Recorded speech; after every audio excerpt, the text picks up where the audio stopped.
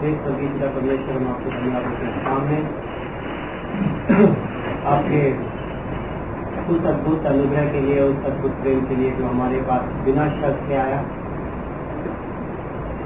जितनी कीमत चुकानी थी आपने कुछ नहीं चुकाई, और हम विश्वास के द्वारा आपके सारे तोहफे, सारे आशीष, अनंत जीवन सब कुछ हमने ग्रहण किया। और इस तोहफे का वर्णन नहीं किया जा सकता, ये वर्णन से परे हैं। प्रभु, हमारे अंदर पुराना मनुष्य है और इसमें कोई ताकत नहीं कि आपको खुश कर सके, लेकिन आपके अनुग्रह की वजह से हमें एक नया मनुष्य दिया गया है जो धार्मिकता और सच्ची पवित्रता के अनुसार बढ़ता जाता है। प्रभु, हमारी प्रार्थना है कि हमें उस नए मनुष्य में जीना सिखाओ, हमें हमारे मन को नया बनाओ, हमें इस बाइबल कॉलेज में, इस क्लास में हमारी ज़िंदगी के लिए जो चीज़ें जो सुनने की ज़रूरत है वो सुनाओ। पूरी क्लास आपके हाथ में देते हैं, पवित्र आत्मा के नियंत्रण प्रभु यीशु मसीह के नाम से आमीन। ओके, लास्ट क्लास में हम कहाँ पर थे? याद है? चैप्टर 30 में दाऊद के सारे दुश्मन दोस्त उसके दुश्मन बन गए, राइट? दाऊद जब अमालेकियों जब फलिस्तीनियों ने दाऊद को अपने साथ लड़ाई में ले जाना मना कर दिया, ओके, तो दाऊद कहाँ वापस आया? सिकलग में आया। इंग्लिश बाइबल में सिकलग, ओके। और जब दाऊद सिकलग में आया तो इंटरेस्टिंग घटना ये थी कि अमालेकी लोग दाऊद और उसके दोस्तों के, सारी फैमिली को और घर की चीजें सब कुछ लेके भाग गए, ओके। तो यहाँ पर दाऊद की लाइफ की इंटरेस्टिंग मोमेंट है। इस कहानी में हमने, इस अध्याय में 2 इंटरेस्टिंग लेसन हमने सीखे थे। कौन बताएगा मुझे? दाऊद के 2 खास पार्ट परमेश्वर ने सिखाए।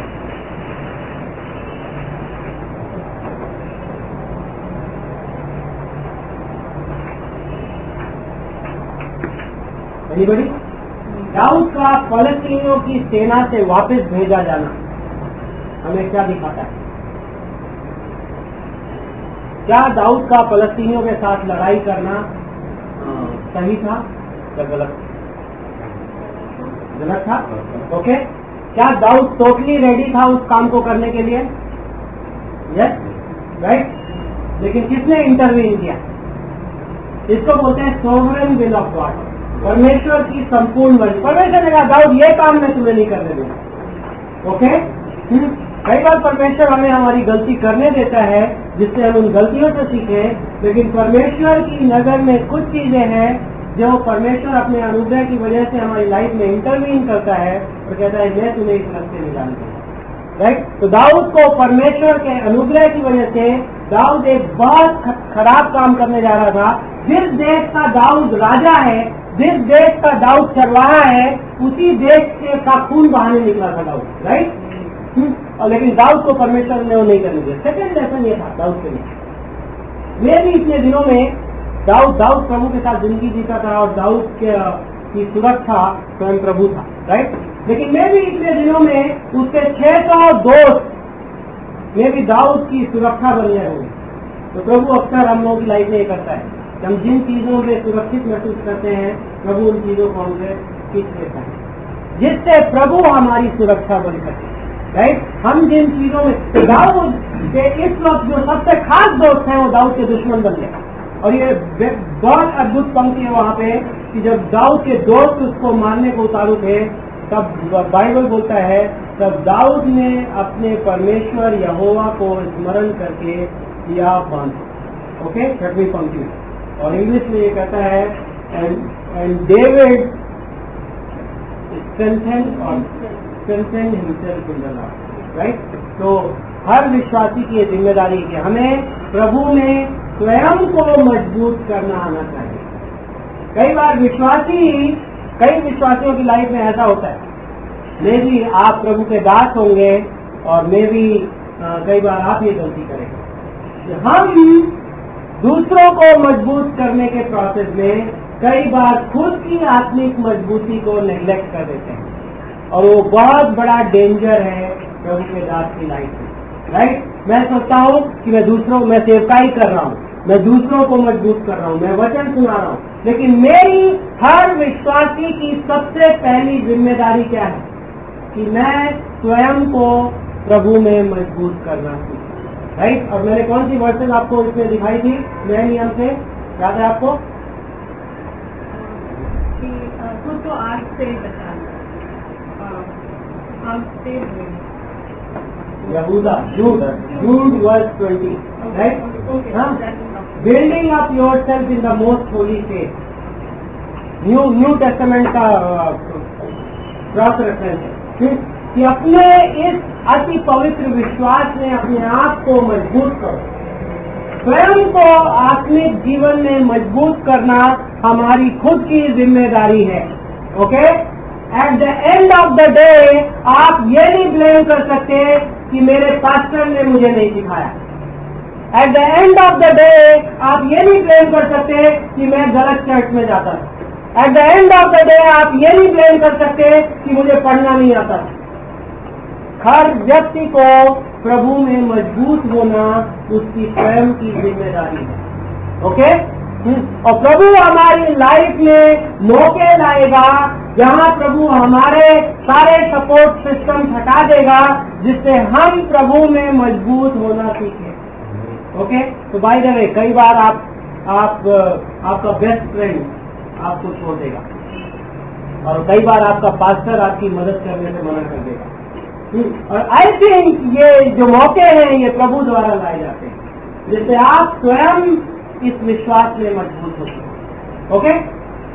नेक्स्ट, इस कहानी में कुछ कहानियां में थोड़ा रैपिड स्पीड से जाऊंगा क्योंकि आज हमें सेकेंड सैमुएल में घुसना है। इस कहानी में नेक्स्ट स्टेप क्या करता है Dawood?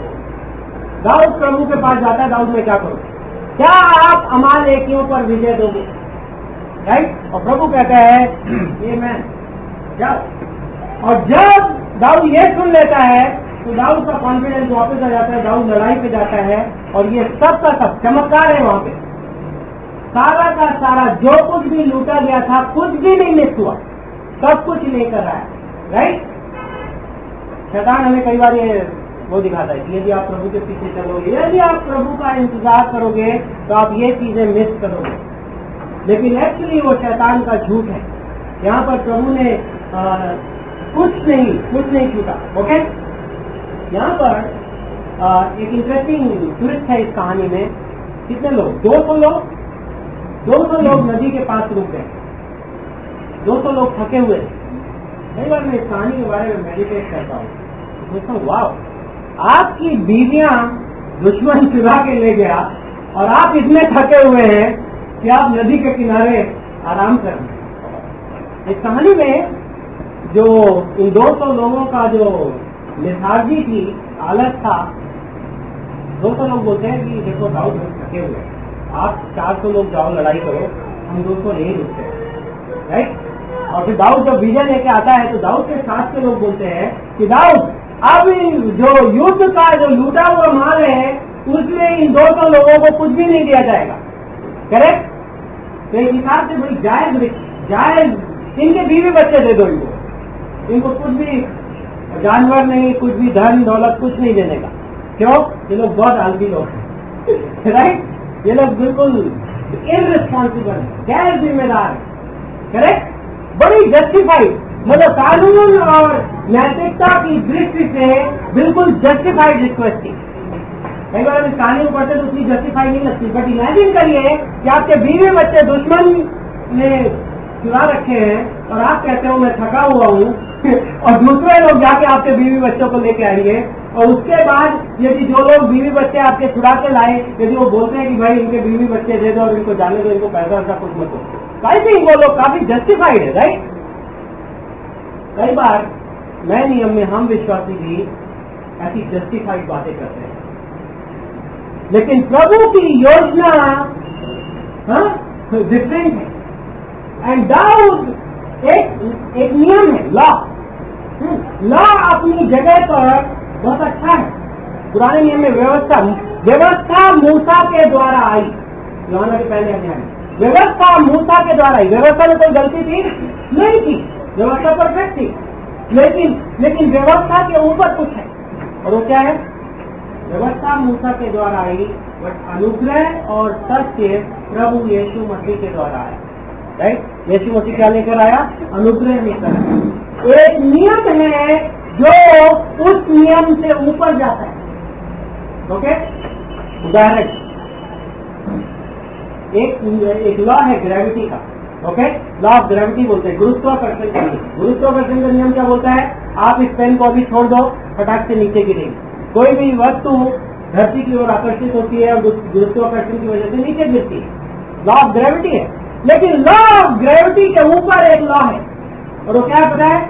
Law of aerodynamics. Law of aerodynamics ये बोलता है कि एक एरोप्लेन को एक सर्टेन शेप में आप बनाइए और उसको एक सर्टेन स्पीड से उसको रन करिए और उसके बाद उसको सर्टेन एंगल में टिल्ट करिए तो नीचे जाने की बजाय ऊपर जाएगा। और आज एरोप्लेन उड़ते हैं। राइट, तो क्या लॉ ऑफ ग्रेविटी खराब हो गया? नहीं हुआ। जो एरोडायनेमिक्स का नियम है उसने गुरुत्वाकर्षण के नियम को सुपरसीड कर दिया, वो हायर लॉ है। करेक्ट? ठीक वैसे ही व्यवस्था अपनी जगह पर सही है, लेकिन अनुग्रह उसके ऊपर है। और जाओ, कई लोग सोचते पुराने नियम में नियम था, व्यवस्था थी, और नए नियम में अनुग्रह है। ऐसा कुछ भी नहीं। ओके, उत्पत्ति के 15:6 में इब्राहिम ने परमेश्वर पर विश्वास किया और वह उसके लिए धार्मिकता गिना गया। नूह को परमेश्वर की नजर में अनुग्रह मिला। राइट, पुराने नियम में शुरू से अनुग्रह था। जब आदम और हवा ने पाप किया तो उन्होंने अपने आप को अंजीर के पत्तों से ढकने की कोशिश की, वो नियम था। लेकिन परमेश्वर ने आया, बोला नहीं, तुम्हारी मेहनत से कुछ नहीं होगा, मैं तुम्हारे लिए जानवर के चमड़ी के कपड़े पहनाता हूँ। वो अनुग्रह ने व्यवस्था को सुपरसीड कर दिया। राइट, और ये दाऊद इस बात को समझता, दाऊद ने कहा ओके ये जस्टिफाइड हो सकता है, लेकिन आज मैं एक नई व्यवस्था बताता हूँ। युद्ध में जाने वाले को जितना हिस्सा मिलेगा, पीछे रुकने वाले को उतना हिस्सा मिलेगा। और ये अद्भुत तस्वीर, बॉडी ऑफ क्राइस्ट। नए नियम में प्रभु यीशु मसीह का कलीसिया, इसमें तरह तरह के आत्मिक वरदान, तरह तरह के पद हैं। कोई पास्टर है, कोई इवेंजलिस्ट है, कोई डिफरेंट काम करते हैं, कोई आम सदस्य है। लेकिन इफिसियों का 4 में भी 16 से 18 में ये पंक्ति ऐसे होती है, हर अंग, हर जोड़ अपना अपना हिस्सा देता है। राइट, पहला कुरिन्थियों के 12 में पौलुस ने तुलना क्या की? चर्च की तुलना किससे की? शरीर से की, कि शरीर का हर सदस्य इंपॉर्टेंट है। इनफैक्ट पौलुस ये तक जाता है, बोलता है कि जो कमजोर सदस्य है वो ज्यादा आदर के योग्य है। तो सिद्धांत क्या है? एक कॉर्पोरेट ऑर्गेनिज्म में एक यीशु मसीह के कलीसिया जो एक जीव है, उसमें हर हिस्से का एक वैल्यू है। और जो विजय जो हम साथ में हासिल करते हैं, उस विजय में सबका योगदान है। कोई नदी के किनारे बैठा है और कोई लड़ाई लड़ रहा है, इन दोनों का बराबर का हिस्सा है। क्योंकि हम दोनों एक दूसरे का पार्ट हैं और हम दोनों को अलग नहीं किया जा सकता। ओके, एक देह है। यदि एक देह है तो एक देह के 2 डिफरेंट अंग को आप अलग नहीं कर सकते। आप मेरे इस हाथ को एक नाम दे दो और इस हाथ को दूसरा नाम दे दो, नहीं चलेगा। ये दोनों देवेंद्र पांडे हैं। राइट, और ठीक वैसे ही हमारी प्रभु यीशु मसीह के कलीसिया में हम जो भी हासिल कर रहे हैं उसमें हम सब का पोर्शन है, उसमें हम सब का एकता है। और दाऊद ये प्रिंसिपल पुराने नियम में स्टैब्लिश कर रहा है। वहां पर लिखा है कि ये नियम आने वाले सालों तक इजराइल में नया नियम बन के रहा। ओके, तो ये अद्भुत सिद्धांत था। नए नियम के विश्वासी को और ज्यादा समझना चाहिए ये बात, क्योंकि दाऊद के टाइम में एक्चुअली उनकी मंडली यीशु मसीह की देह नहीं थी, लेकिन हमारे टाइम में हमारी मंडलियां यीशु मसीह की देह है। राइट, तो यदि चर्च में कोई कमजोर है, रोमियो का 12:15 बोलता है कि हम यदि कोई आनंदित होता है तो उसके आनंद में शामिल होते हैं, और यदि कोई दुखी होता है तो उसके दुख में शामिल होते हैं। राइट, खुश होने वाले के साथ हम खुश होते हैं और दुखी होने वाले के साथ दुखी होते हैं। तो चर्च में क्या स्पिरिट होनी चाहिए? प्रभु किसी को आगे बढ़ा रहा है तो मैं पीछे की कुर्सी में बैठ के अपनी बॉडी टाइट नहीं करता कि उसके नाम पे तालियां क्यों बज रही है, मेरा नाम क्यों नहीं, राइट। हम जलते नहीं है किसी से, यदि किसी हम इवेल्युएट नहीं करते हैं, अरे उसको नहीं होना मिलना चाहिए था, उसको मिलना चाहिए था, तालियां उस नाम पे नहीं बजनी थी, तालियां उस नाम पे बजनी चाहिए, नहीं। हम आनंद होने वाले के साथ आनंदित होते हैं, और हम दुखी, जब कोई भाई किसी दुख से गुजर रहा होता है तो हम ये नहीं बोलते अरे उसको साथ तो वैसे ही होना चाहिए, वो तो वैसे ही आदमी था, नहीं। हम कहते हैं वो मेरी देख आंग है, राइट। दाऊद तो 26वीं पंक्ति में, तीसरे अध्याय की 26वीं पंक्ति में, सिकलग में पहुंचकर दाऊद ने यहूदी पुरानियों के पास जो उसके मित्र थे लूट के माल में से कुछ भेजा और यह कहलाया कि यहोवा के शत्रुओं से ली हुई लूट में से तुम्हारे लिए भेंट है। और कहाँ बेतेल के दक्षिण के देश रामोस, यतीर, अरोएर, सिकमोत, एस्तमो, राकाल, यरमेलेरियों के नगरों, कीनियों के नगरों, होरमा, खुरासन, अताक, हेब्रोन आदि जितने स्थानों में दाऊद अपने जनों समेत फिरा करता था, उन सब के पुरानियों के पास उसने कुछ कुछ भेजा। ओके, दाऊद को अपनी सक्सेस में, ये अच्छे लीडर की निशानी है, दाऊद को अपनी सफलताओं को बांटना आता है।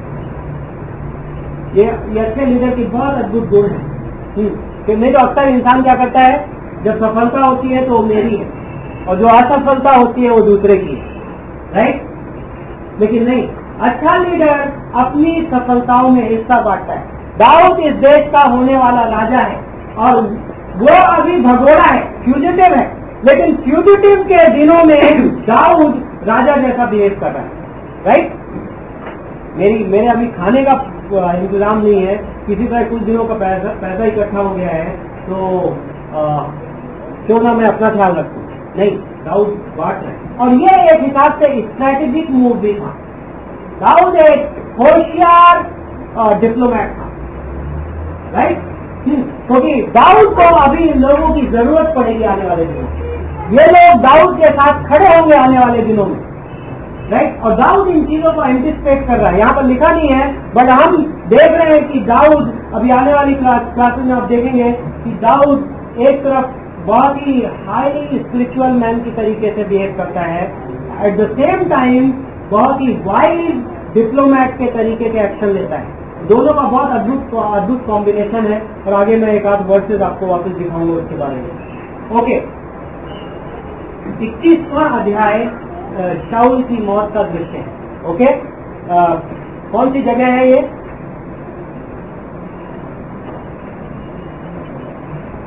गिलबोआ नाम का पहाड़। ओके, 21वें अध्याय की कहानी गिलबोआ नाम के पहाड़ पे लिखी जा रही है। जो दृश्य है गिलबोआ नाम के पहाड़ का है, और इस माउंट गिलबोआ और इस जगह पे शाऊल की मौत होती है लड़ाई में फलस्तीनियों से भागते हुए। अभी आपको ध्यान है शमूएल आया था पिछली क्लास में, शमूएल मरोवों में से आया था, और शमूएल ने भविष्यवाणी की थी कि परमेश्वर ने ये घोषणा की है कि तुम कल मर जाओगे, राइट। और आज ये घटना हो रही है, और इस घटना में ये बताता है, शॉर्ट में मैं कवर करूंगा, कि शाऊल घायल हो चुका था, शाऊल ये कंक्लूड कर चुका था कि उसकी लाइफ अब खत्म हो रही है। तो शाऊल बोलता है अपने अंगरक्षक से, ओके, चौथी पंक्ति में, तब शाऊल ने अपने हथियार ढोने वाले से कहा, अपनी तलवार खींचकर मुझे भोंक दे, ऐसा ना हो कि वे खतना रहित लोग आकर मुझे भोंक दें और मेरा ठट्ठा करें। परंतु इंटरेस्टिंग वर्ड है ये, उसके हथियार ढोने वाले ने अत्यंत भय खाकर ऐसा करने से इनकार कर दिया।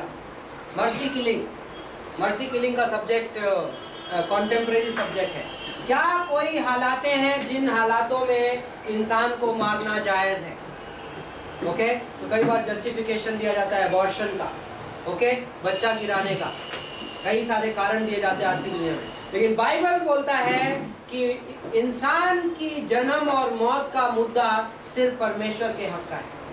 कोई व्यक्ति इस दुनिया में ये निर्णय नहीं ले सकता, सिर्फ कानूनी तौर पे कुछ कंडीशंस है, वॉर में ये वैलिड नहीं है, युद्ध में ये वैलिड नहीं है, और दूसरी चीज कैपिटल पनिशमेंट में ये वैलिड नहीं है। इन दोनों हालातों को छोड़ के बाकी सारी हालातों में किसी भी इंसान का की मौत का निर्णय लेना इंसान को उसका हक नहीं है। ओके, और ये हथियार ढोने वाला जो शाऊल का अंगरक्षक था वो बड़ा वाइस था। उसने कहा शाऊल मर रहा है, शाऊल उससे रिक्वेस्ट कर रहा है तू अपनी तलवार मुझे घोंप दे और मुझे मार डाल, और वो बोलता नहीं मारूंगा। सेम वे मर्सी किलिंग, कोई आदमी हॉस्पिटल में एडमिट है, कोमा में है, इतने महीनों से है, और कोई बोलता है कि डॉक्टर को इसका लाइफ खींच देना चाहिए, लेकिन प्रभु उसका हक हमें नहीं देता है। ओके, और उसके कई सारे लॉजिक्स हो सकते हैं कि वो सफर करे उससे अच्छा चला जाए एंड ऑल दैट, बट प्रभु हमें उसका हक नहीं देता है। किसी भी तरीके का मारना, किसी की जान लेना, प्रभु हमें उसका हक नहीं देता। ओके, तब शाऊल ने अपनी तलवार के ऊपर खुद गिर गया। शाऊल ने अपनी तलवार खड़ी की, शाऊल ने एक किताब से आत्महत्या कर ली। ओके, और सारे इजरायली की सेना भाग गई, और फिर उसके बाद फलिस्ती लोग आए, उन्होंने शाऊल का गर्दन काट के ले जाके दीवार में लटका दी, और उसके बाद गिलाद के याबेश के निवासियों ने सुना तो उन्होंने वहाँ से उनकी लाशें उठाई, उन्हें जला दी और उनकी हड्डियों को पेड़ के नीचे काट दिया। तो यहाँ पे पहला शमूएल की किताब ख़त्म होती है। ओके, एंड पहला शमूएल की किताब जस्ट हम रिवाइव करने के लिए इस किताब का सारांश कि पहला शमूएल में आपने एक ट्रांजिशन देखा। इसके पहले कौन सी किताब थी? न्यायियों की किताब, जजेस। ओके, न्यायियों की किताब में इजराइल का एडमिनिस्ट्रेशन कौन रन कर रहा था? न्यायी लोग रन कर रहे थे। क्या न्यायी लोग नेशनल लीडरशिप थे? नहीं, न्यायी लोग ट्राइबल लीडरशिप थे, अलग अलग लोकल लीडरशिप थी। गॉड ने इनको यूनाइट किया सिंगल लीडरशिप के अंदर। लोगों ने राजा की मांग की, गॉड ने इनको राजा दिया जिसका नाम शाऊल था। तो फर्स्ट ट्रांजिशन हमने यहाँ पे देखा कि फ्रॉम जजेस टू मोनार्की। ओके, न्यायियों से शिफ्ट होके इजराइल कहाँ पे घुसा? राजाओं में घुसा, पहला राजा। ओके, अब हम सेकेंड शमूएल जो एंटर कर रहे हैं, इसमें प्राइमरली हम दाऊद का शासन काल देखेंगे। अभी तक दाऊद अभी तक राजा अभिषेक किया गया था, लेकिन दाऊद अभी तक राजा बना नहीं था। ओके, अभी तक की कहानी में, लेकिन अब आने वाली कहानी में दूसरा शमूएल में दाऊद राजा बनेगा। ओके, और प्राइमरली हम दाऊद के राज्य को देखेंगे। और यहाँ पर एक चीज जो आपको हिस्ट्री के पॉइंट ऑफ व्यू से, इतिहास के पॉइंट ऑफ व्यू से, दूसरा शमूएल में जो आपको एक चीज दिखाई पड़ेगी वो ये है कि इजराइल के किंगडम का unification, expansion and unification. Okay, शाऊल ने एक्सपेंशन के टर्म्स में कुछ मेजर नहीं अचीव किया। शाऊल मोस्टली हारा। ओके, थोड़ा बहुत बीच शुरुआत में जीता, बट शाऊल ने इजराइल को कुछ एक्सपेंड नहीं किया। बट दाऊद मेजर एक्सपेंशन करेगा। ओके, दाऊद बहुत सारी विजय हासिल करेगा। तो दूसरा शमूएल का ये कॉन्टेक्स्ट है। पहले अध्याय में दाऊद सिकलग में है और एक आदमी दौड़ता हुआ आता है। ओके, पहली चीज, ओके, एक आदमी दौड़ता हुआ आता है, अमालेकी आदमी, और बोलता है, पता है शाऊल राजा घायल हो गया था, उसने मेरे को बोला मार दे, मेरे को मार डाल। मैंने उसको मार दिया और मैं उसकी अंगूठी और ये लेके आया हूँ आपको सबूत के तौर पे, और ये बताने को कि शाऊल मर गया। ओके, इस आदमी का कंटेंशन क्या था? ये दाऊद से इनाम पाना चाहता है। ओके, दाऊद नेक्स्ट किंग है, दाऊद के दुश्मन को मैंने मार दिया तो मारने वाले को इनाम मिलेगा। इस आदमी को ये लालच था। ओके, दाऊद का यहाँ पर रिएक्शन बहुत इंटरेस्टिंग है, क्योंकि 11वीं पंक्ति में, तब दाऊद ने अपने कपड़े पकड़कर फाड़े और जितने पुरुष उसके संग थे उन्होंने भी वैसा किया, और वे शाऊल और उसके पुत्र योनातन और यहोवा की प्रजा और इजराइल के घराने के लिए छाती पीटने और रोने लगे और सांझ तक कुछ न खाया, इस कारण कि वे तलवार से मारे गए। कितने लोग ऐसा कर सकते हैं जब उनका दुश्मन मरे? शाऊल कौन था? शाऊल पिछले 10 साल से दाऊद की जान के पीछे लगा हुआ है। शाऊल की वजह से पिछले 10 साल से, मे भी लास्ट के 1.5 ईयर्स छोड़ देते हैं, 1.5 साल वो सिकलग में रहा तो मे भी वो घरों में रहा होगा, लेकिन वो 1.5 साल को छोड़ के 8.5 साल के पीरियड में दाऊद जंगल से जंगल, गुफा से गुफा, सर रखने की जगह नहीं, एक व्यक्ति की वजह से, शाऊल की वजह से। और अब शाऊल मर गया तो दाऊद का रिस्पॉन्स क्या है? दाऊद शोक मना रहा है। शाम तक उसने कुछ खाया नहीं और उसके बाद उसने क्या कहा? उस अमालेकी को बोला, दाऊद ने 14वीं पंक्ति में उससे कहा, तू यहोवा के अभिषिक्त को नाश करने के लिए हाथ बढ़ाने से क्यों नहीं डरा? ओके, आप ये फ्रेज आपको दाऊद की लाइफ में तीसरी बार मिली। ओके, पहला शमूएल 24वें अध्याय में मैं यहोवा के अभिषिक्त को नहीं छूऊंगा। पहला शमूएल के 26वें अध्याय में मैं यहोवा के अभिषिक्त को नहीं छूऊंगा। ओके, दूसरा शमूएल के पहले अध्याय में दाऊद फिर वही कह रहा है, do not touch the lord's anointed. सिद्धांत है। ओके, और ये सिद्धांत ये कहता है, हमें ये सिखाता है कि प्रभु जब किसी को कोई पद देता है तो हम उस पर आक्रमण नहीं करते। ओके, और वो ये मामला स्पिरिचुअल मामला है। यदि मैं प्रभु के दिए गए पद पे आक्रमण करता हूं तो मैं एक्चुअली इन एसेंस प्रभु पे आक्रमण करता हूं। ओके, और ये शैतानी कैरेक्टरिस्टिक है, क्योंकि शैतान ने वही काम किया था। शैतान ने किस पे आक्रमण किया था पता है? ओरिजिनली परमेश्वर के सिंहासन पर। वो सिंहासन उसे चाहिए था, यशायाह के 14 में। ओके, एनीवे, तो दाऊद ने उसको बोला, तू यहोवा के अभिषेक को नाश करने के लिए हाथ बढ़ाने से क्यों नहीं डरा? तब दाऊद ने एक जवान को बुलाकर कहा कि इसको मार, और उसको मार डाला। ओके, और दाऊद ने कहा कि तेरे मुंह से ही मैं तेरा न्याय करता हूं। क्वेश्चन, इस पे बहुत डिबेट हो सकती है कि क्या ये अमालेकी ने शाऊल को मारा था या शाऊल ने स्वयं को मारा था, क्योंकि पहला शमूएल का 21 बोलता है कि शाऊल खुद तलवार पे गिर पड़ा। ये आदमी बोलता है कि मैंने शाऊल को तलवार मारा। तो क्या पॉसिबिलिटी है? लेकिन दाऊद इस पॉसिबिलिटी में नहीं जा रहा है। हमें भी जाने की जरूरत नहीं है। ओके, कुछ तर्क होते हैं बाइबल में जो हमें करने की आवश्यकता नहीं है। लेकिन दाऊद बोलता है कि मैं तेरे वचन से ही तेरा न्याय करता हूं। मतलब यदि तूने शाऊल को मारा, तू बोल रहा है तूने मारा, तो यदि तूने शाऊल को मारा तो भी तू उस सजा का हकदार है। ओके, और यदि तूने नहीं मारा और तू मुझे आके झूठ बोल रहा है तो भी तू उस सजा का अधिकार है। तो दोनों तरीके से न्याय ये डिमांड करता है कि तुझे सजा मिलनी चाहिए। तो दाऊद कह रहा है ओके, मैं उस पर भी नहीं पढ़ूं, मैं तहकीकात नहीं करूंगा कि तूने मारा या किसी और ने मारा। ओके, इसके बाद दाऊद शाऊल और योनातन की मौत पर विलाप करता है। दाऊद एक विलाप गीत लिखता है, और ये विलाप गीत बहुत इंटरेस्टिंग है। 19वीं पंक्ति में, हे इज़राइल, तेरा शिरोमणि तेरे ऊंचे स्थान पर मारा गया, हाय शूरवीर क्यों कर गिर पड़े हैं। वाह, आप दाऊद की लैंग्वेज सुनिए। ये नए नियम का विश्वासी नहीं है, ये पुराने नियम का विश्वासी है। लेकिन क्या बोल रहा है? देखो शूरवीर, Behold how mighty has fallen। किसके बारे में बोल रहा है? शाऊल के बारे में। शाऊल दाऊद की नजर में और कुछ शब्द देखते हैं।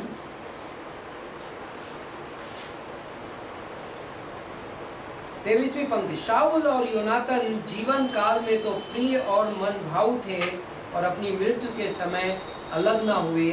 वे उकाब से भी वेग चलने वाले और सिंह से भी अधिक पराक्रमी थे। वाह, ब्यूटीफुल थे, मन भावने थे। दाऊद यदि योनातन के बारे में बोलता तो ये अंडरस्टैंडेबल था, योनातन दाऊद का दोस्त था। लेकिन शाऊल के बारे में क्या ख्याल है? ओके, और इसको हम बोलते हैं परमेश्वर की नजर से चीजों को देखना। Okay, finished work thinking. पिछले कुछ हफ्तों से, कुछ दिनों से हम इस विषय में बात करें।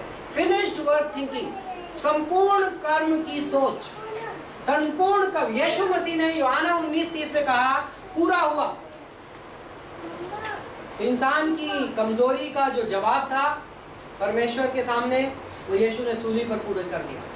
मेरे पापों को और आपके पापों का जो भुगतान था यीशु मसीह ने सूली में पूरा कर दिया। और पौलुस बोलता है गलातियों के 2:20 में कि मैं मसीह के साथ क्रूस पर चढ़ाया गया और अब मैं मर चुका हूं और अब जो मुझ में जीवित है वो कौन है? मसीह मुझ में है। ओके, तो फिनिश्ड वर्क थिंकिंग कुछ इस तरीके की होती है। फिनिश्ड वर्क थिंकिंग अपने बारे में अपनी बुराई को नहीं याद रखती, अपने पुराने मनुष्य को नहीं याद रखती, अपने मैं को नहीं याद रखती, अपने आप में किसको देखती है? मसीह को देखती है।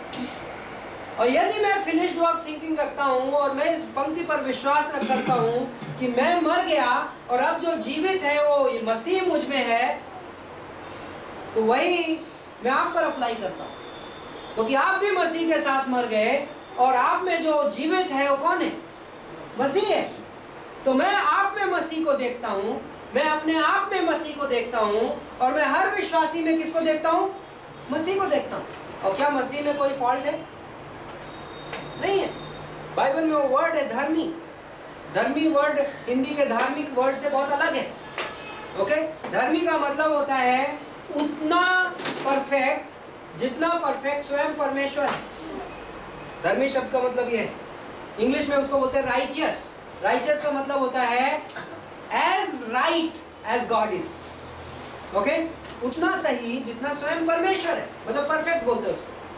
मतलब आम भाषा में राइचियसनेस का जो मोस्ट क्लोज काउंटर पार्ट है वो परफेक्टनेस है। ओके, तो जब हम यीशु मसीह में आए तो परमेश्वर की नजर में हम धर्मी करार कर दिए गए। दूसरा कुरिन्थियों का 5:21, वह हमारे लिए पाप बना। कौन? यीशु मसीह हमारे लिए पाप बना, जिससे कि मसीह में हम उसकी धार्मिकता बन गए। यीशु मसीह सूली पर हमारे लिए पाप बन गया और अब हम क्या बन गए? धार्मिकता बन गए। हमारे इंसानी दिमाग की समझ में ये बात नहीं आती है और बहुत सारे लोग इस डॉक्ट्रिन को विश्वास से नहीं ग्रहण करते हैं, तो उनकी बहुत सारी डॉक्ट्रिन्स उस वजह से ट्विस्ट हो जाती है। लेकिन बाइबल बोलता है कि यदि आप यीशु मसीह में हो, यदि आप यीशु मसीह पर विश्वास करते हो, तो परमेश्वर की नजर में आप क्या हो? धर्मी हो। और धर्मी मतलब कितने धर्मी हो? किसकी धार्मिकता है आप में? मसीह की धार्मिकता है। मसीह की धार्मिकता कितनी परफेक्ट है? 5%, 10%, 15%, 50%, 75%, 90%, 95%, 100%। 100%। परमेश्वर की नजर में आप टोटली कंप्लीट हैं। परमेश्वर जब आपको देखता है तो आप में किसको देखता है? मसीह को देखता है, अपने पुत्र को देखता है। और हम आपस में जब एक दूसरे को देखते हैं तो हम पुत्र को देखते हैं। हम जब अपने आप को देखते हैं तो किसको देखते हैं? पुत्र को देखते हैं। ओके, इसको बोलते हैं फिनिश्ड वर्क थिंकिंग, पूरा किया गए काम की सोच। दाऊद के पास पुराने नियम में वो सोच थी। तो शाऊल मर गया, लेकिन दाऊद क्या बोल रहा है? देखो शूरवीर आज गिर गए। शूरवीर, वाह। एक्चुअली यदि नजर से देखा जाए तो शाऊल जैसा कायर कोई आदमी नहीं है, राइट?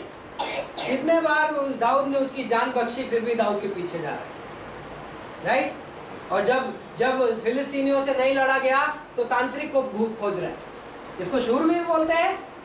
यदि आप आर्ग्यूमेंट करने जाओ नजर की दृष्टि से तो आप शाऊल को कभी शूरवीर नहीं बोल पाओगे। तो हमारी लाइफ में जब हम कई बार बोलते हैं पास्टर आप नहीं समझते, मैं बाकी सबको मसीह में देख सकता हूं, लेकिन वो जो एक आदमी है ना उसको नहीं देख सकता।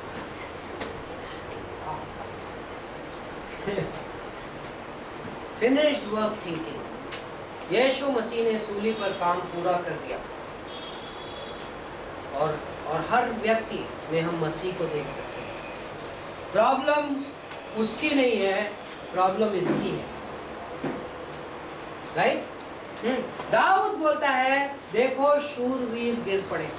ओके, सेकेंडली वर्स 20, गत में यह ना बताओ और ना अश्कलोन की सड़कों में प्रचार करो, ऐसा ना हो कि पलिश्ती स्त्रियां आनंदित हों और ऐसा ना हो कि खतना रहित लोगों की बेटियां गर्व करने लगें। Next concept, publish not in the Gath. Publish word या हिंदी में भी इस्तेमाल है, प्रचार मत करो। ओके, बिलीवर्स को ये सीखना पड़ता है, सीखना चाहिए। हमें कुछ किसी के बारे में निगेटिव इन्फॉर्मेशन मिलती है तो हमारे अंदर एक पापी स्वभाव है जो उस निगेटिव इन्फॉर्मेशन को इस्तेमाल करना चाहता है। ओके, स्कैंडल्स इस दुनिया में बहुत पसंद है, राइट? न्यूज़पेपर को हमेशा क्या चाहिए? मसाला चाहिए। सिर्फ न्यूज़पेपर को मसाला नहीं चाहिए, कई बार विश्वासी को मसाला चाहिए। तो आपको किसी की लाइफ का कुछ नेगेटिव पॉइंट ऑफ व्यू मिलता है, आप 4 जने को जाके बताते हो, डिस्कस करो। पता है आप, 1 मिनट मैं तुमको उसके बारे में कुछ बताता हूँ। बोलता है पब्लिश नॉट इन द गैथ, ये खराब खबर है, इसका प्रचार मत करो। अद्भुत है। ये विश्वासी का स्टैंडर्ड है। हम वो बातें करते हैं, इफिसियों का 4:29, जो उन्नति करने वाली बातें हैं। तुम्हारे मुंह से सिर्फ वही बातें निकले जो किसी ना किसी को आत्मिक उन्नति देने वाली बातें हो। सिर्फ वाह, ये यदि हम विश्वासी अपनी लाइफ में ये आत्मिक थंब रूल फॉलो करने लगेंगे, क्या प्रैक्टिकली मेरा व्यक्तिगत डिसीजन ये होना चाहिए कि किसी के बारे में निगेटिव बातें मैं उस व्यक्ति के पीछे नहीं करूँ। इसका मतलब ये नहीं इश्यूज एड्रेस नहीं होने। यदि आपको इश्यू एड्रेस करना है, अरे पास्टर यदि वो बंदा गलत कुएं में कूद रहा है तो हम किसी को ना बताएं, नहीं, आप उस व्यक्ति के सामने जाकर एड्रेस कर सकते हो। बाइबल आपको अनुमति देता है। गलातियों का 6 कहता है कि यदि कोई भाई पाप में गिर रहा हो तो तुम में से जो आत्मिक हो वो उसके पास अकेले में जाए और नम्रता की भावना से जाए, जिससे उस भाई को जीत सके। लेकिन बहुत सारे लोग उस नियम को फॉलो करने से डरते हैं, तो उसके सामने जाने की हिम्मत नहीं होती, तो हम पीछे जाके पब्लिश करते हैं, राइट? लेकिन पब्लिश मत करो, प्रचार मत करो, इस खबर को बोलता है, राइट? अगली चीज, बहुत अद्भुत गीत लिखता है दाऊद, और पूरा गीत मैं नहीं पढ़ूंगा, लेकिन लास्ट में जोनाथन के लिए वो एक आध पंक्ति एक्स्ट्रा लिखता है। जोनाथन के लिए एक पंक्ति एक्स्ट्रा लिखता है, 26वीं पंक्ति, हे मेरे भाई योनाथन, मैं तेरे कारण दुखित हूँ, तू मुझे बहुत मन भाव जान पड़ता था, तेरा प्रेम मुझ पर अद्भुत था, वरना स्त्रियों के प्रेम में से भी बढ़कर था। हाय शूरवीर क्यों कर गिर गए, और युद्ध के हथियार कैसे नाश हो गए। ओके, ये इंटरेस्टिंग वर्स है। जब वो योनाथन का जिक्र करता है तो उसके प्रेम को स्त्रियों के प्रेम से भी बढ़कर बोलता है। इसका क्या मतलब है? योनाथन और दाऊद में एक आत्मिक दोस्ती थी। ओके, इनफैक्ट मैं काफी हद तक ये मानता हूँ, ये मेरे मेडिटेशन का परिणाम है, जरूरी नहीं आप सहमत हो, लेकिन मैं ये मानता हूँ कि योनाथन और दाऊद में शिष्यता की इसका संबंध है। ओके, आज हमारे और हमारे बीच में आपस में कौन सा संबंध है? शिष्य बनने का संबंध है। मैं शिष्य बन रहा हूँ यीशु मसीह का, आप शिष्य बन रहे हैं यीशु मसीह का, और हम सब साथ में शिष्य बन रहे हैं यीशु मसीह के, और इसलिए हमारा आपस में एक संबंध है, और उस संबंध की वजह से हमें एक तरीके की एकता है जो एकता तोड़ी नहीं जा सकती। ओके, और जब दाऊद ये कह रहा है कि योनाथन तेरा प्रेम स्त्रियों के प्रेम से भी बेहतर था, तो क्या कह रहा है कि पति और पत्नी को बाइबल कैसे देखता है? यीशु मसीह ने क्या कहा कि जब शादी हो जाएगी तो दो एक हो जाएगी, राइट? हाँ, तो वो उसकी तुलना कर रहा है कि जो ये रिलेशनशिप, जो स्पिरिचुअल दोस्ती है, जो ये शिष्य बनने का जो संबंध है, फॉर एग्जाम्पल पौलुस और तिमुथी में जो संबंध था, पत्रस और मरकुस में जो संबंध था, एलिया और एलीशा में जो संबंध था, ये क्या था? संबंध शिष्य का संबंध था। और ये संबंध बहुत अद्भुत संबंध होता है, और इस संबंध में एक अद्भुत एकता होती है जो बहुत यूनिक होती है। और दाऊद कह रहा है वो औरत के प्रेम से भी बेहतर है, मतलब वो एकता के ऑलमोस्ट इक्विवेलेंट है जो पति और पत्नी की एकता है। ओके, इस चैप्टर से आगे बढ़ने के पहले में भी हम शाऊल पे थोड़ा सा वो करते हैं, शाऊल की लाइफ को हम फाइनल एक रिव्यू करते हैं। ओके, शाऊल विश्वासी था, राइट? शाऊल प्रभु उसका अभिषेक किया था शमूएल ने। शमूएल एक टाइम के लिए उसका स्पिरिचुअल फादर था। ओके, और शाऊल एक हिसाब से अपनी जिंदगी ठीक ठाक चालू किया। ओके, पहला शमूएल 13-14, लेकिन शाऊल बहुत क्विकली, जैसा दैहिक मनुष्य करता है, परीक्षाओं में फेल हो गया, राइट? परमेश्वर ने कई बार चेतावनी भेजी शाऊल के पास। कौन कौन चेतावनी देने वाले थे शाऊल के पास? शमूएल, फर्स्ट शमूएल, सेकंड। और कौन था जो शाऊल को स्पिरिचुअल बातें लेके आता था शाऊल के पास, spiritual point of view? Jonathan, right? योनाथन क्या करता था? शाऊल, डैडी आप डेविड के पीछे गलत पड़े हुए, आर्ग्यूमेंट किया उसने जाकर, शाऊल उसकी नहीं सुनी। और कौन था? डेविड, दाऊद, दाऊद की लाइफ, दाऊद ने एक बार कुर्ता काटा और बोला शाऊल अब तो समझ गया, मैं मारना चाहता, तुझे मार सकता था, लेकिन शाऊल नहीं बदला। ओके, शाऊल एक अद्भुत तस्वीर है उस विश्वासी की जो ये क्वेश्चन उठता है कई बार, हम डॉक्ट्रिन ऑफ इटर्नल सिक्योरिटी में ये बोलते हैं कि यदि किसी व्यक्ति ने प्रभु यीशु मसीह पर विश्वास के द्वारा उद्धार ग्रहण किया तो उसका उद्धार कभी भी नहीं खो सकता। ओके, कई लोगों को ये डॉक्ट्रिन समझ में नहीं आती। ओके, मैं आपको, तो लोग ये बोलते हैं कि यदि उद्धार खो नहीं सकता, यदि आदमी कितना भी बिगड़ जाए विश्वासी, वो संसार में चला जाए, गलत काम करने लगे, विश्वास को छोड़ दे, चर्च जाना छोड़ दे, तो प्रभु उसको नहीं छोड़ेगा। मुझे एक व्यक्ति ने पिछले हफ्ते में बात कर रहा था, उसने कहा पास्टर, तो नया विश्वासी, उसने कहा पास्टर यदि ऐसा होगा तो सब लोग छोड़ के चले जाएंगे। मैंने कहा नहीं, ऐसा नहीं है। ये जो डॉक्ट्रिन है, ये यदि आप समझेंगे तो आपका जो विरोधाभास फिनिश हो जाएगा। ओके, जब कोई विश्वासी प्रभु की योजना से बाहर निकलता है, जब कोई विश्वासी प्रभु के से बगावत करता है, तो प्रभु हाथ में हाथ धर के नहीं बैठता, क्योंकि अच्छा पिता अपने बेटे को ऐसे नहीं बैठने देगा। लेकिन अच्छा पिता, लूका का 15 का पिता बहुत अद्भुत उदाहरण है। लूका 15 के पिता ने, जब बेटा गुमराह पुत्र निकला घर से, उसने आया डैडी मुझे दे दो, डैडी ने दे दिया। क्यों दे दिया डैडी ने? डैडी को पता नहीं है जाके पूरा उड़ाएगा पैसा, फिर भी डैडी ने दे दिया। क्या डैडी ने गलत किया? नहीं, डैडी ने उस व्यक्ति की इच्छा शक्ति की इज्जत की, फ्री वॉल्यूशन की इज्जत की। परमेश्वर ने हर इंसान को क्या दी है? फ्री वॉल्यूशन दिया है। और परमेश्वर कभी भी फ्री वॉल्यूशन को क्या बोलना चाहिए, डिसऑनर नहीं करता। परमेश्वर कहता है तुम अपनी फ्री वॉल्यूशन से ये चीज चुनोगे तो मैं तुम्हें चुनने दूंगा। ओके, सेकंड, जब लूका 15 का पुत्र चला गया, पैसा देना, पैसा उसका हक था, उसने ले लिया, लेकिन अकाल किसी ने भेजा, राइट? अकाल किसी ने भेजे, खराब दोस्त किसी ने भेजे, सुअर का वाला घर किसी ने भेजा। वो कौन था? तो पिता, हमारा स्वर्गीय पिता यही करता है। वो हमें, जब हम बिगड़ते हैं, जब कोई विश्वासी विश्वास को छोड़ के भागता है या पाप करने में बिजी हो जाता है या प्रभु की योजना से में बगावत करने लगता है, तो प्रभु कुछ काम करता है। ये 5 स्टेप्स हैं प्रभु के सुधार के काम के। ओके, टिपिकली जब विश्वासी पाप में जिंदगी बिताने लगता है, कंसिस्टेंट बेसिस पे रिबेल करने लगता है, तो प्रभु इस सीक्वेंस में उनको सुधारने की कोशिश करता है। पहला, इंस्ट्रक्शन। ओके, शिक्षा आती है। ओके, आप सरप्राइज होंगे कि आपकी लाइफ में किसी एरिया में प्रॉब्लम चल रही है और पाप का पास्टर उस सब्जेक्ट पे संदेश प्रीच करेगा। आप कहोगे ये कहां से आया?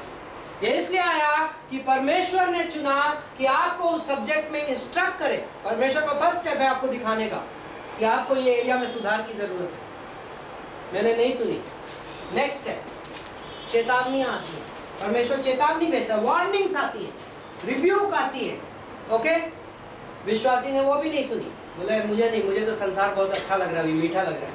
ओके, नेक्स्ट आती है ताड़ना, चेस्टाइजमेंट। इब्रानियों का 12वां अध्याय, पूरा चैप्टर इस विषय के ऊपर है, आप पढ़ सकते हैं। इब्रानियों का 12वां अध्याय, हिब्रूज 12 बोलता है जिससे परमेश्वर प्रेम करता है उसकी परमेश्वर ताड़ना भी करता है। और इसलिए यदि तुम ताड़ना से गुजरो, बाय द वे, ये ताड़ना को निगेटिव दृष्टि से देखने की जरूरत नहीं है।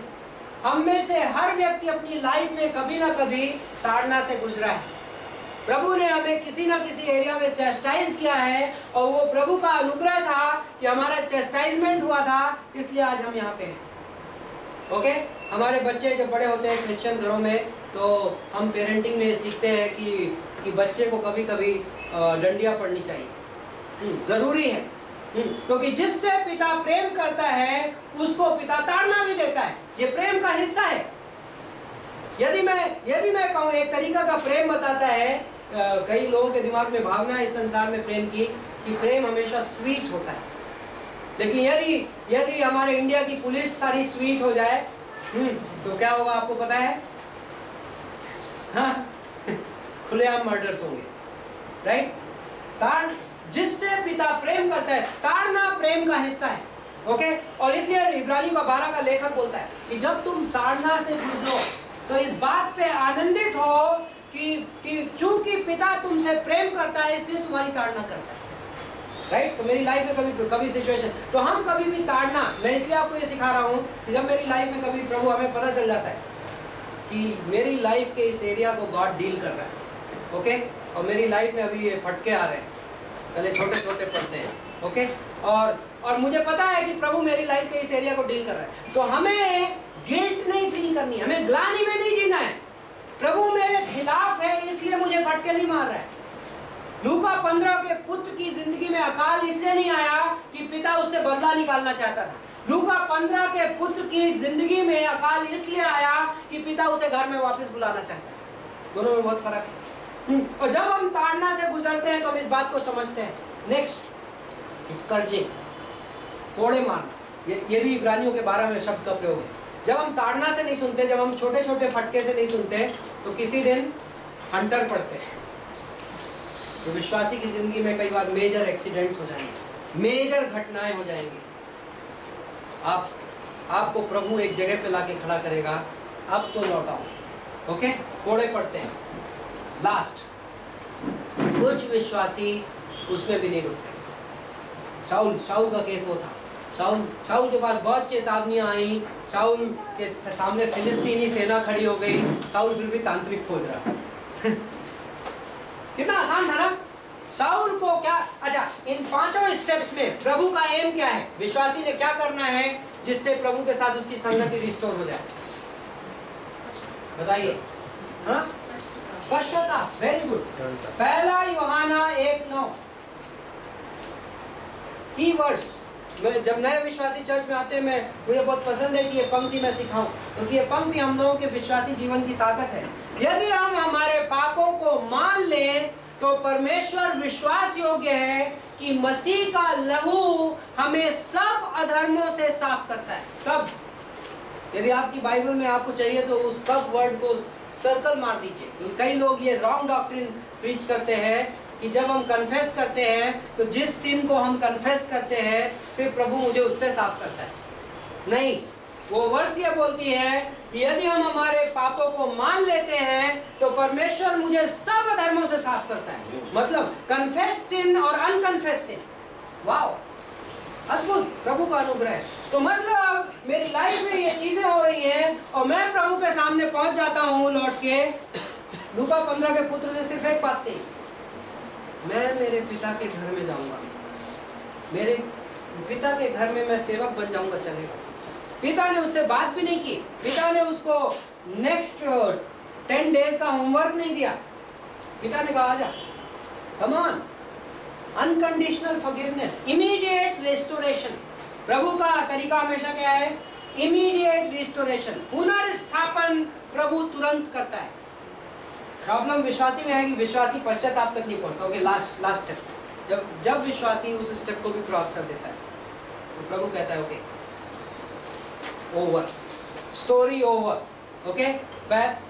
पाप की वजह से मौत, सिन अनटू फिजिकल डेथ। यदि आपको इसके बारे में वर्सेस चाहिए, पहला यूहन्ना 5:16 और पहला कुरिन्थियों का 11वां अध्याय 30 और 31, प्रेरितों का काम 5वां अध्याय 1 से 3। इन तीनों वर्सेस में आपको सिचुएशंस दिखेंगी जहां पर सिन अनटू फिजिकल डेथ, विश्वासी नहीं सुधरा, प्रभु ने उसकी लाइफ में मौत ला दी। ओके, नेक्स्ट क्वेश्चन, बट मैं एक्सप्लेन करना चाहूंगा इसको। प्रभु मौत क्यों लाता है उस विश्वासी की जिंदगी में? क्या मौत उसके लिए दंड है? क्या शाऊल की मौत दाऊद को दंड जैसी लगी? क्या शाऊल ने ये कहा, शाऊल तू तो ये डिजर्व करता था, तुझे मिल गया जो डिजर्व करता था? नहीं।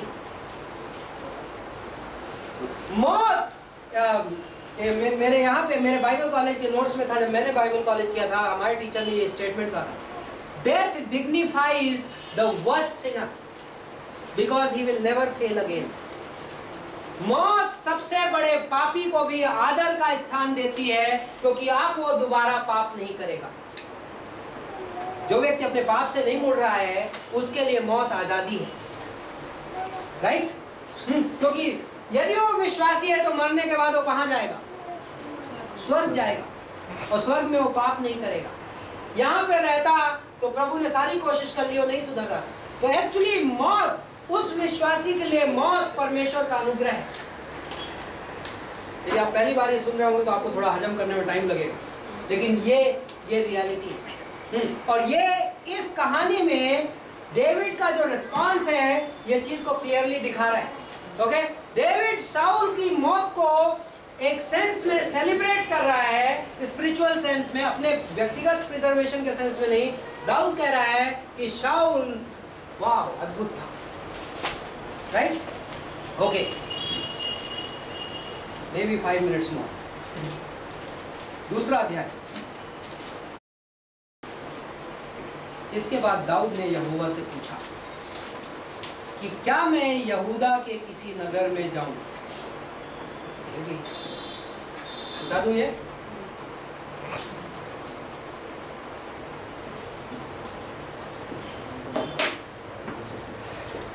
ओके, नेक्स्ट सिद्धांत। मैं और आप दाऊद की जगह होते हैं। दाऊद की सिचुएशन सोचिए। करीब 15 साल पहले शमूएल नबी दाऊद के घर में आया था, पहला शमूएल 16:13 में। और शमूएल नबी ने दाऊद के सिर पे तेल उड़ेला था और कहा था, दाऊद तुम इजराइल के नेक्स्ट राजा हो, राइट? अब शाऊल भी मर गया। दाऊद ने इतने साल तक धीरज रखा। दाऊद स्पिरिचुअल था, दाऊद आत्मिक था, धैर्यवान था, साहसी था, और दाऊद ने इंतजार किया। शाऊल भी मर गया। कल्पना करिए, आप थोड़ी देर के लिए अपने आप को दाऊद के शूज में डालिए। नेक्स्ट स्टेप क्या होगा? चलो सिंहासन पे बैठते हैं, राइट? सब कुछ है ना, प्रभु की मर्जी है, सब है, अपने को पता है, अपने को राजा बनना है। अब परफेक्ट सिचुएशन। दाऊद ने क्या किया? दाऊद ने कहा, सुनिए, दाऊद ने यहोवा से पूछा, क्या मैं यहूदा के किसी नगर में जाऊं? ओके, यहोवा ने उससे कहा, हाँ जा। दाऊद ने फिर पूछा, किस नगर में जाऊं? यहोवा ने कहा, हेब्रोन में। तब दाऊद ने अपनी दोनों पत्नियों को लिया और अपने साथियों को लिया, और यहूदी लोग भी गए। और तीसरी पंक्ति में, और दाऊद हेब्रोन के गांव में रहने लगा। अभी भी दाऊद थ्रोन पे नहीं पहुंचा, महल में नहीं पहुंचा, सिंहासन में नहीं पहुंचा। दाऊद जाके हेब्रोन के गांव में रह रहा है। और चौथी पंक्ति बोलती है, और फिर यहूदी लोग गए और वहां दाऊद का अभिषेक किया कि वह यहूदा के घराने का राजा हो। वाह, ये प्रिंसिपल है डिवाइन प्रमोशन का। ओके, ईश्वरीय उन्नति, परमेश्वर की ओर से एक उन्नति आती है, उसका ये सिद्धांत। दाऊद अपनी लाइफ में अपनी उन्नति की नहीं सोच रहा था। ओके, यदि हम और आप होते और हम अपनी उन्नति की सोच रहे होते तो अभी मोस्ट स्पिरिचुअल अपॉर्चुनिटी थी, राइट? आत्मिक भी दिखते रहेंगे और सिंहासन पे भी बैठ जाएंगे। लेकिन दाऊद ने उस अपॉर्चुनिटी को भी यूज नहीं किया। दाऊद जाके आम आदमी के जैसे हेब्रोन के गांव में रहने लगा, और लोगों ने आके दाऊद का राज्याभिषेक किया। Okay, interesting principle. एक आज हम वर्स खोज रहे थे, और मे भी मैं वो वर्स आपको दे सकता हूँ। मैंने कहीं नोट की क्या? मत्ती का लूक 14:7-11, राइट? लूका 14 में 7 से 11 में यीशु मसीह ने देखा कि लोग किसी समारोह में आए थे और सब अच्छी अच्छी सीट पकड़ के बैठ जा रहे थे। तो यीशु मसीह ने बोला कि जब तुम किसी फंक्शन में जाओ तो सबसे अच्छी सीट में मत बैठो, कहीं ऐसा ना हो कि उस आदमी ने किसी और मेहमान को बुलाया हो और तुमसे कहे उठ के पीछे चले जाओ और मेरे मेहमान को जगह दो।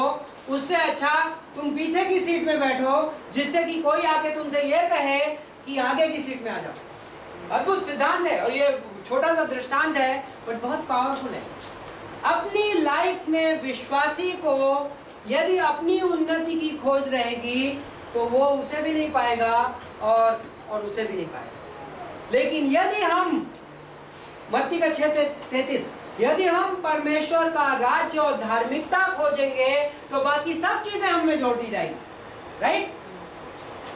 दाऊद का इंटरेस्ट उसकी खुद की कुर्सी पे नहीं था, दाऊद का इंटरेस्ट परमेश्वर की योजना और परमेश्वर के राज्य में था। और दाऊद का ये एक्शन बड़ा क्लियरली ये चीज दिखाता है। राइट? मैं इंतजार कर सकता हूं, मैं प्रभु जब मुझे उठाएगा मैं उसका इंतजार कर सकता हूं। आप में से कुछ लोग प्रभु के दास बनेंगे, मिशनरी बनेंगे, पास्टर बनेंगे, आपके लिए ये सिद्धांत हर आदमी के लिए काम आएगा। बट मैं स्पेसिफिकली एड्रेस कर रहा हूँ कि आपकी कई बार जब हम 3 साल का बाइबल कॉलेज कर लेते हैं और मे भी प्रभु मुझे मेरी गिफ्ट्स को थोड़ा यूज़ करने लगता है तो कई बार प्रभु की दास की लाइफ में कुछ इस टाइप की थिंकिंग आ जाती है। ओके, अब मुझे आने लगा है, अब मैं कर सकता हूँ, अब मुझे पोजीशन चाहिए, अब मुझे टीम लीडर बनना है, अब या मैं नया चर्च चालू करूँगा, अब मैं ये करूँगा। राइट? क्यों? क्योंकि हम बहुत जल्दी पोजीशन ओरिएंटेड हो जाते हैं। लेकिन यदि प्रभु का दास परमेश्वर द्वारा उठाए जाने का इंतजार करेगा, यदि प्रभु का जो व्यक्ति स्वयं को उठाएगा वो गिराया जाएगा, लेकिन जो व्यक्ति परमेश्वर द्वारा उठाया जाएगा वो गिराया नहीं जाएगा। बहुत सारे लोग गिरते हैं, शूरवीर भी गिरते हैं। 2 शमूएल के पहले अध्याय में देखो, शूरवीर गिर गए हैं। राइट? क्रिश्चियनिटी में बहुत सारी कैजुअलिटीज होती हैं, मिनिस्ट्री में बहुत सारी कैजुअलिटीज होती हैं। मिनिस्ट्री में हमारा दुश्मन रियल है। आप इंडिया के मिशंस का इतिहास खोज लीजिए, विलियम कैरी, एडोनाइराम जडसन, एक बंदे को उठा लीजिए। किसी को अपनी फैमिलीज खोनी पड़ी, किसी को अपने बच्चे खोने पड़े, कोई जेल में बंद रहा। एडोनाइराम जडसन ने जेल में ज्यादा दिन गुजारे और कब्रिस्तान में ज्यादा दिन गुजारे बजाय घर के। हमारा दुश्मन रियल है और हम पावर गेम नहीं खेल सकते। प्रभु के दास के लिए ये जायज नहीं है। और मैं बाइबल कॉलेज में इसलिए सिखा रहा हूँ कि मे भी ये बेस्ट प्लेस है सीखने के लिए कि जब हम मिनिस्ट्री करेंगे तो हमें ये याद, पहले तुम प्रभु का राज्य और धार्मिकता खोजो, बाकी सब चीजें तुम्हें जोड़ दी जाएंगी। राइट? ओके, तो यहाँ पर 2 अध्याय की 4थी पंक्ति में दाऊद का दूसरा अभिषेक। ओके, पहला अभिषेक था 1 शमूएल 16:13 में, ये प्राइवेट अनॉइंटिंग थी कम लोगों के बीच में। 2 शमूएल के 2:4 में ये पब्लिक अनॉइंटिंग है, लेकिन यहूदा के ऊपर है। दाऊद इस समय यहूदा का राजा बन रहा है, जूडा। ओके, फिर 2 शमूएल में ही अभी आने वाले दिनों में 5वें अध्याय की 3री पंक्ति में दाऊद का फिर से एक बार अभिषेक होगा। दाऊद के 3 बार अभिषेक हुए। ओके, तीसरा अभिषेक दाऊद का जो होगा वो इजराइल देश के ऊपर होगा। दाऊद इस समय इजराइल पूरे देश का राजा बनेगा। जूडा इजराइल देश का एक गोत्र था, 12 गोत्रों में से एक गोत्र, 12 ट्राइब में से एक ट्राइब था जूडा।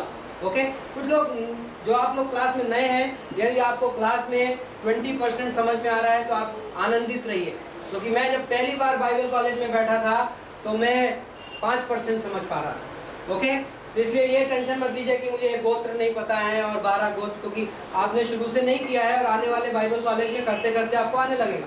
तो ये 3 अभिषेक है दाऊद के, पहला प्राइवेट में, दूसरा पब्लिक में यहूदा के ऊपर, तीसरा पब्लिक में इजराइल के ऊपर। ओके, और ये इस एक अद्भुत कंपैरिजन के साथ मैं ये क्लास क्लोज करूंगा। हम दाऊद एक हिसाब से प्रभु यीशु मसीह का आदि रूप है। टाइपोलॉजी आपको याद है, टाइप, आदि रूप और पूर्ति, टाइप और एंटी टाइप। पुराने नियम में कुछ घटनाएं, कुछ व्यक्ति सांकेतिक दृष्टि से प्रभु यीशु मसीह के काम या व्यक्तित्व की ओर इशारा कर रहे थे। दाऊद उनमें से एक है। दाऊद प्रभु यीशु मसीह की ओर इशारा कर रहा है। दाऊद का लाइफ, दाऊद पहले क्या था? जब पहली बार अभिषेक हुआ तो दाऊद क्या था? चरवाहा था। जब दूसरी बार अभिषेक किया तो दाऊद क्या था? राजा। राइट? यीशु मसीह जब पहली बार आया इस दुनिया में तो क्या बन के आया? चरवाहा बन के आया। मैं सच्चा चरवाहा हूँ, यूहन्ना के 10 में, राइट। कमजोर बन के आया, सिंपल बन के आया, राइट। और उसका अभिषेक हुआ। यीशु मसीह का अभिषेक पता है कहाँ पे हुआ? यीशु मसीह का अभिषेक हुआ जब यूहन्ना बपतिस्मा दे रहा था। तो क्या हुआ? कबूतरी के जैसे पवित्र आत्मा उस पर उतरा। पुराने नियम में अभिषेक क्या किया जाता था? तेल से किया जाता था, तेल उड़ेला जाता था, तेल पवित्र आत्मा का परिचायक था। तो यीशु मसीह का पहला अभिषेक वहाँ पे हुआ। यीशु मसीह का दूसरा अभिषेक कब होगा? भजन संहिता 2 में पिता बोलता है कि आज मैंने तुझे उत्पन्न किया है, today I have begotten you. वो तस्वीर है यीशु मसीह के उस दिन की जब वो 1000 साल का राज्य की स्थापना करेगा। यीशु मसीह जब दूसरी बार आएगा तो क्या बन के आएगा? राजा बन के आएगा, ओके। और उसका दोबारा राज्याभिषेक होगा। उस दिन पिता उसका फिर से अभिषेक करेगा और उस दिन वो राजा होगा, ओके। तो अब आने वाली कहानियों में हम दाऊद का राज्य देखेंगे। और दूसरा शमूएल की किताब 5-6 अध्याय का एवरेज रखिए आप हर हफ्ते में, 5-6 अध्याय पढ़िए। फरवरी के एंड में हम दूसरा शमूएल खत्म करेंगे और टेक्निकली ये कोर्स का क्रेडिट आपको मिल जाएगा, ओके। और जब हम पहला राजा चालू करेंगे तो फ्रेश कोर्स होगा, वो मे भी मार्च के फर्स्ट वीक में हम चालू कर देंगे, ओके।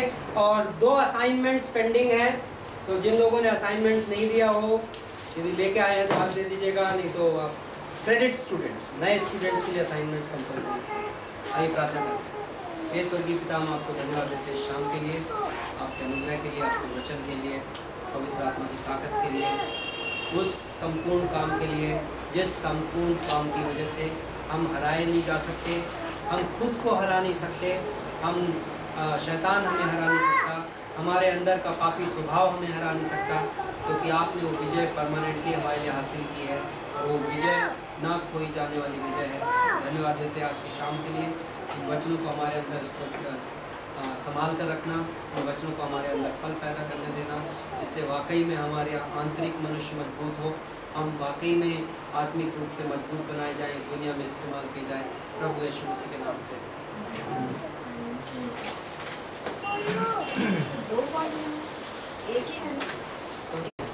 वो जो रूथ की किताब का वाला था ना, कई लोगों ने दिया।